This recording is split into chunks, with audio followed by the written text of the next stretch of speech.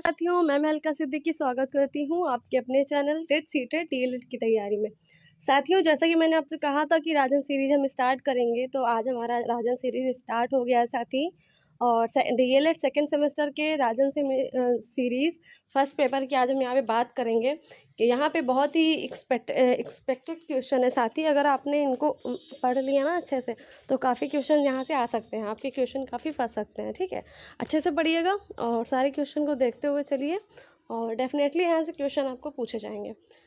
तो चलिए साथी, पहला क्वेश्चन देख लेते हैं, और जो एग्ज़ाम में आ भी चुका है, काफ़ी एग्ज़ाम में आया हुआ क्वेश्चन है ना।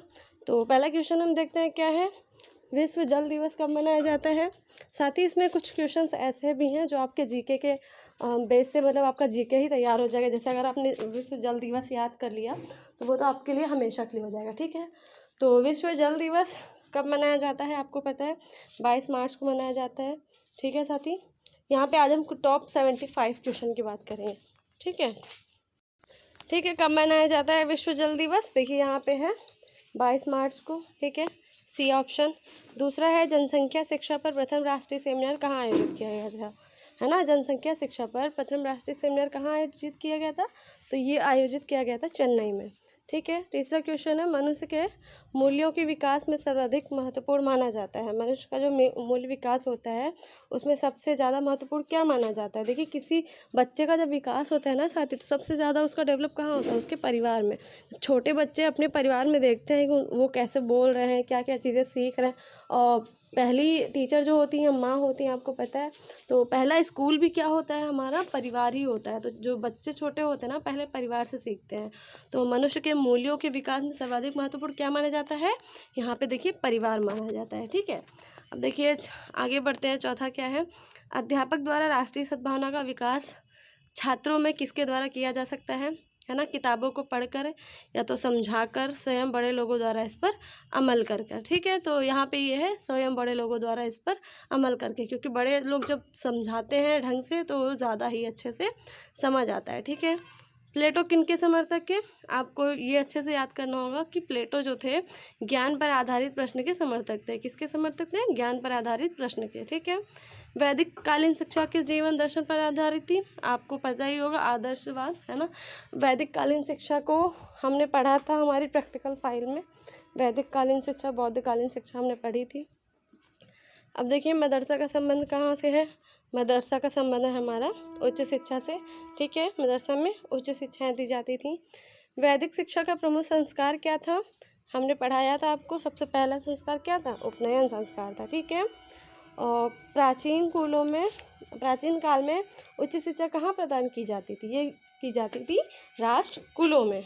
ठीक है, आगे बढ़ते हैं। देखिए वुड का आज्ञा पत्र कब प्रकाशित हुआ, आपको पता है साथी, वुड का आज्ञा पत्र जो था बहुत ही, मतलब काफ़ी उन्होंने चेंजेस किए, और बहुत ही अच्छा था उस टाइम कि उनका पत्र जब आया था, उन्होंने संशोधन करने के लिए, शिक्षा थी ना हमारी, शिक्षा नहीं थी, उसमें संशोधन करने के लिए अपना ये वुड का अपना घोषणा पत्र जारी किया था, जिसको हम मैग्ना कार्टा के नाम से भी जानते हैं। ठीक है, तो ये कब आया था आपको पता है, 1854 में। तो पहला ऑप्शन ही आपको दिख रहा है यहाँ पे, 19 जुलाई 1854। ठीक है, अब राधा कृष्ण आयोग की संस्तुतियाँ संबंधित है, किससे संबंधित है, उच्च शिक्षा से। ठीक है, विश्वविद्यालय शिक्षा आयोग के अध्यक्ष कौन थे, डॉक्टर एस राधा कृष्णन जी थे।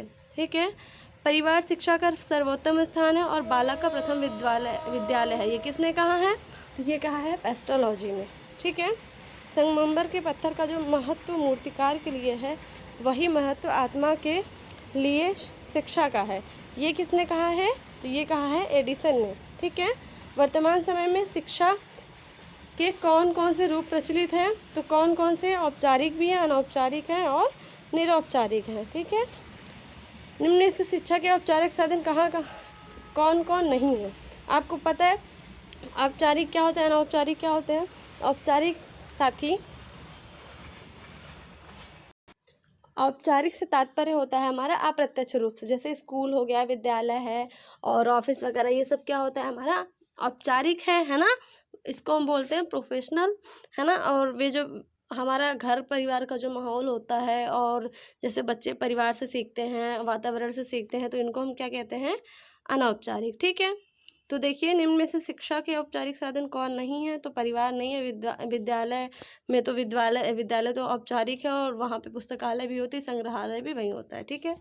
निम्न में से अनौपचारिक साधन कौन कौन से? अब आपको पता है कि परिवार, समाज, ये सब चीज़ें हैं जो हम व्यवहार से सीखते हैं, वो क्या होता है? हमारा अनौपचारिक होता है।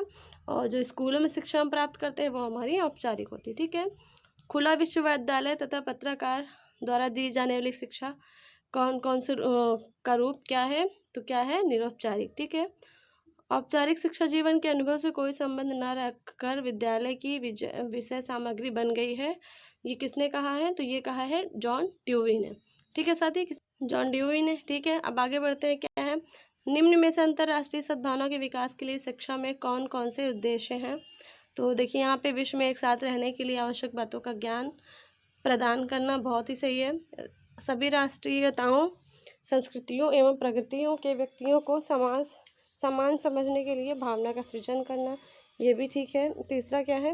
विश्व समाज के निर्माण के लिए मूल्यों का विकास करना, तो क्या होगा? उपर्युक्त तीनों। अब निम्न में से अंतर्राष्ट्रीय सद्भावना के कौन कौन से सिद्धांत हैं? तो ये भी आप देख लीजिए। स्वतंत्र विचार का सिद्धांत, पारस्परिक संबंध का सिद्धांत, सामूहिक उत्तरदायित्व का सिद्धांत, उपर्युक्त तीनों, ठीक है। शिक्षा का कार्य उत्तम नैतिक चरित्र का विकास करना है, ये किसने कहा था? तो ये कहा था हमारे हर्बर्ट महोदय ने, ठीक है। शिक्षा अर्थपूर्ण एवं नैतिक प्रक्रिया है, अतः वह कल्पना नहीं की जा सकती कि वह उद्देश्य विहीन है, ये किसने कहा था? ये कहा था रिवलिन ने, ठीक है। तो ये जो कथन है ना साथी, इनको आप अच्छे से पढ़ लीजिएगा, क्योंकि कथन जो है ना बहुत पूछे जाते हैं। आराम से आपके यूपी टेट, सुपर टेट में आराम से 2-3 नंबर के तो आ ही जाएंगे, ये और भी आ सकते हैं, ठीक है। शिक्षा अर्थपूर्ण एवं नैतिक प्रक्रिया है, अतः कल्पना नहीं की जा सकती, ये हाँ रिवले ने कहा। मेरा उद्देश्य बालक के मस्तिष्क को ज्ञान से सजाना नहीं, वरन उसे यह भी सिखाना है कि वह जब भी आवश्यक हो ज्ञान का प्रयोग कर सके। तो ये किसने कहा था? ये किसने कहा था? रूसो ने, ठीक है। ज्ञान वह पंख है जिसकी सहायता से हम स्वर्ग की प्राप्ति कर सकते हैं। जहाँ पे पंख की बात आ जाए साथ ही आपको फौरन शेक्सपियर को लगा देना है, ठीक है। और समाज विहीन व्यक्ति कोरी कल्पना है, ये बहुत ही फेमस कथन है ना। तो इसको किसने कहा था? रेमंड जी ने। किसने कहा था? रेमंड ने। आगे बढ़ते हैं। प्रयोगवादी विचारधारा का सबसे बड़ा समर्थक कौन माना जाता है? तो प्रयोगवादी का जो समर्थक है सबसे बड़े कौन हैं? टीपी नन जी हैं, ठीक है। यह कथन किसका है? जो बात मेरे उद्देश्य को पूरा करती है, मेरी इच्छाओं को संतुष्ट करती है और मेरे जीवन का विकास करती है, ठीक है। ये किसने कहा था? ये कहा था मानवतावादी ने, ठीक है।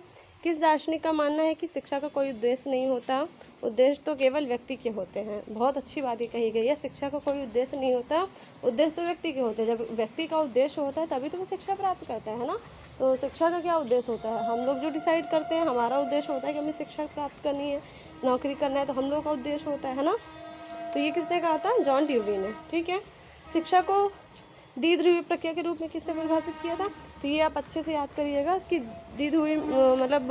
द्विध्रुवीय किसने कहा था? एडमसन ने कहा था। और त्रिध्रुवीय की बात आ जाती है तो वहाँ पे हमको क्या लगाना है? जॉन ड्यूवी, ठीक है। आदर्श समाज की प्रमुख विशेषता क्या है? अब आप ही बताइए क्या है? ये तो सिंपल सी बात है कि धन दौलत इतना आदर्श नहीं पता चलता है। स्वास्थ्य भी, अनुशासन भी, साक्षरता। अगर साक्षर है तो क्या होगा?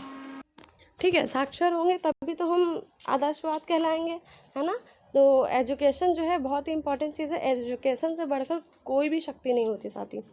अब देखिए, बच्चे के सामाजिकरण का आद्य व्यक्ति है कौन होता है? आपको पता ही है, माता। अभी मैंने आपको बताया भी था।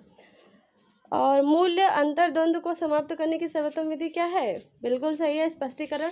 किसी चीज़ को जब हम स्पष्ट रूप से, अच्छे रूप से समझते हैं ना, तो वहाँ पे कोई दिक्कत नहीं होती, ठीक है। तो मूल्य अंतर्द्वंद, अंतर्द्वंद का मतलब अंदर जो एक तरीके से आप सिंपल भाषा में कह सकते हैं, जो अंदर भरा होता है, लड़ाई किसी से हुई और उनकी बातों को अंदर लेके बैठे रहते हैं, तो जब तक उनसे बात नहीं करेंगे, स्पष्ट रूप से उनसे अच्छे से बात नहीं करेंगे, तब तक क्लियर नहीं हो पाएगा ना कि दोनों के बीच में क्या मिसअंडरस्टैंडिंग है ना।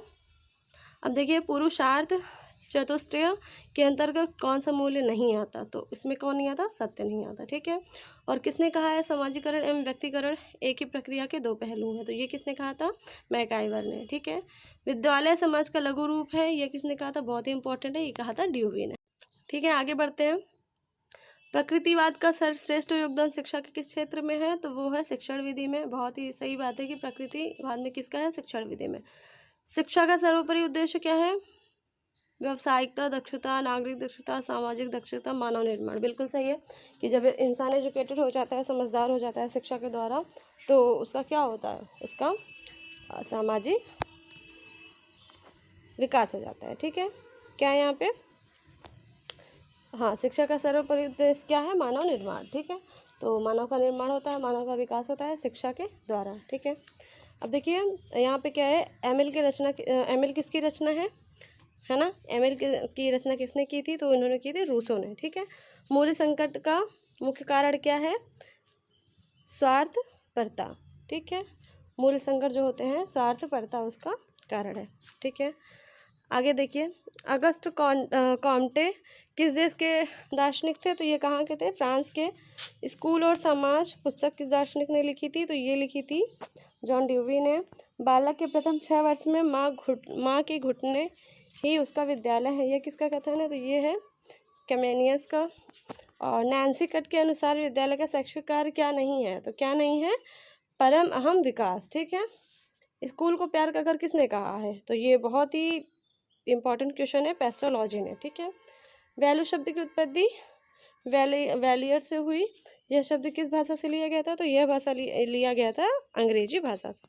ठीक है साथी, आगे बढ़ते हैं। दर्शन शास्त्र के अनुसार मूल्य क्या है, तो दर्शन शास्त्र के अनुसार मूल्य क्या है साथी, मूल्य है शुद्ध एवं सूक्ष्म तत्व। ठीक है, शिक्षक को सलाहकार होना चाहिए, कथन किस धारा ने स्वीकार किया था, तो ये स्वीकार किया था प्रयोजनवाद ने। ठीक है, प्रकृति से परे या प्रकृति के अलावा इस संसार में और कुछ नहीं है, यह किसने कहा था, तो ये किसने कहा था, हॉकिंस ने। ठीक है, शिक्षा एक पीढ़ी से दूसरी पीढ़ी तक संस्कृत का संरक्षण, हस्तांतरण एवं वृद्धि करती है, किसने कहा था, तो ये कहा था बर्नार्ड शॉ ने। ठीक है, करके सीखो का सिद्धांत किस दार्शनिक विचारधारा की देन है, तो ये किसकी है, प्रकृतिवाद की। ठीक है, प्रकृति ही कहती है कि कोई चीज़ को अगर सीखना है तो उसको करके सीखो। ठीक है, क्योंकि जब हम प्रैक्टिस करते हैं तभी वो चीज़ हमसे मिस्टेक भी होती है, गलतियाँ भी होती हैं, लेकिन फाइनली हम लोग वो सीख जाते हैं। ठीक है, जैसे हमको साइकिल चलाना सीखना है तो हम साइकिल चलाएंगे, उसके बाद गिरेंगे 1-2 बार, लेकिन क्या होगा, फिर सीख जाएंगे, है ना, तो करके ही सीखते हैं हम। अध्यापक का स्थान पर्दे के पीछे किस वाद ने स्वीकार किया था, तो ये स्वीकार किया था प्रकृतिवाद ने। ठीक है, आदर्शवाद सत्य एवं यथार्थ रूप में किसे स्वीकार करता है, किसे करता है, आध्यात्मिक संस्कार को। ठीक है, आत्मा ही संसार का पदार्थ है और मानसिक स्वरूप सत्य है, ये किसने कहा था, तो ये कहा था रॉस ने। ठीक है, प्रश्नोत्तर विधि किस दार्शनिक की देन है, तो ये बहुत ही इंपॉर्टेंट है, ये किसने दिया था, सुकरात ने। ठीक है, तो इसको याद कर लीजिएगा। अब आगे देखते हैं, संपूर्ण विश्व परिवर्तनशील एवं विकासोन्मुख है, ये किसने कहा था, तो ये कहा था हीगल ने। ठीक है, किसने कहा था, हीगल ने। आगे देखते हैं, निम्न में से कौन सी शिक्षण विधि के प्रणेता प्लेटो हैं, किसने मतलब किस विधि के, तो संबंध विधि के। ठीक है, मनुष्य की अंतर्निहित पूर्णता को अभिव्यक्त करना ही शिक्षा है, ये किसने कहा था, तो ये कहा था विवेकानंद जी ने। ठीक है, दूरस्थ शिक्षा का नाम नहीं है सशिक्षा। ठीक है, सशिक्षा क्या है, दूरस्थ शिक्षा का नाम नहीं है। दूरस्थ शिक्षा आपको पता है क्या होती है, जो बालक हमारे छात्र स्कूल जाकर नहीं प्राप्त करते। ठीक है, बाहरी अध्ययन, पत्राचार शिक्षा, मुक्त अधिगम, इन सब चीज़ों से क्या उनको, ये दूरस्थ शिक्षा का ही उदाहरण है। जैसे बाहरी अध्ययन, बाहर से अध्ययन प्राप्त करना, पत्राचार शिक्षा, पत्रों से प्राप्त करना, मुक्त अधिगम, है ना, सीखना, तो ये इसको हम क्या कहते हैं, दूरस्थ शिक्षा। तो इसमें सह शिक्षा क्या होगा, साथ में शिक्षा, तो ये हमारा दूरस्थ शिक्षा में नहीं आता। बौद्धकालीन शिक्षा में प्रवज्जा कितने वर्ष के बालों को दिया जाता था, प्रवज्जा संस्कार मैंने आपको पढ़ाया था प्रैक्टिकल फाइल में, कितने दिया जाता था, 8 वर्ष के बच्चों को। ठीक है, वर्धा में अखिल भारतीय राष्ट्रीय शिक्षा सम्मेलन आयोजित हुआ था, कब हुआ था, तो ये हुआ था 1937 में। ठीक है, प्रकृतिवाद की मुख्य शिक्षण विधि क्या है, करके सीखना, स्वानुभव द्वारा सीखना, खेल द्वारा सीखना। मैंने आपको बताया था प्रकृति के द्वारा क्या है, हम करके सीखते हैं, खेल द्वारा सीखते हैं, बिल्कुल सही है, स्वानुभव मतलब अपने अनुभव द्वारा सीखते हैं। ठीक है, गांधी जी के दर्शन के अनुसार छात्रों को क्रियाशील के लिए पाठ्यक्रम में आवश्यक है, क्या आवश्यक है, आपको पता ही है, गांधी जी का जहाँ भी संबंध आता है, गांधी जी की कोई बात आती है, तो वहाँ पे हस्तकला ही को आपको टिक करना है। ठीक है, क्योंकि गांधी जी का संबंध हस्तकला से है। डेमोक्रेसी एंड एजुकेशन किसकी पुस्तक है, तो ये है जॉन ड्यूवी की। ठीक है साथी, किसकी पुस्तक है? जॉन ड्यूवी की। अब आगे देखिए, समाज गुणवत्ता वाले स्कूलों की समान रूप से सभी को उपलब्धि समान अवसर का महत्वपूर्ण घटक है। यह कथन किसका है? तो यह है लुईस ग्रिसबर्ड का। ठीक है, ग्रिसबर्ग का। साथ ही मैं आपको बता दूं, अगर आप चैनल पर नए हैं तो प्लीज़ चैनल को सब्सक्राइब कर लीजिए, क्योंकि साथ ही जब आप मुझे मोटिवेट करेंगे तभी तो मुझे मोटिवेशन मिलेगा ना, मैं आगे का अपने काम को कंटिन्यू करूँगी, है ना। तो अगर ज़्यादा कम कम आएंगे व्यूज़, कम आएंगे लाइक सब्सक्राइबर, तो थोड़ा सा डीमोटिवेट हमको भी, हम भी डीमोटिवेट हो जाते हैं। तो साथ ही मेरा जो प्रयास है, आप जब उस पर कोई रिस्पॉन्स देंगे तभी तो मेरा कुछ होगा ना साथी, है ना। तो आप लोग प्लीज़ चैनल पर अगर नए हैं तो सब्सक्राइब कर लीजिए। मैं आपको सारी सीरीज़ करवाऊंगी। अभी मैं 2021 की थर्ड सेमेस्टर का भी करवाने वाली हूँ। ये सेकंड करवाने के बाद थर्ड सेमेस्टर 2021 के करवाएंगे। ठीक है साथी, चलिए आगे बढ़ते हैं। अनिवार्य प्राथमिक शिक्षा का प्रावधान संविधान के किस अनुच्छेद में है? अनुच्छेद की बात है, हम सारे अनुच्छेद भी डिस्कस करेंगे, लेकिन ये किस में है? अनुच्छेद 45 में। ठीक है, जनसंख्या शिक्षा आवश्यक है।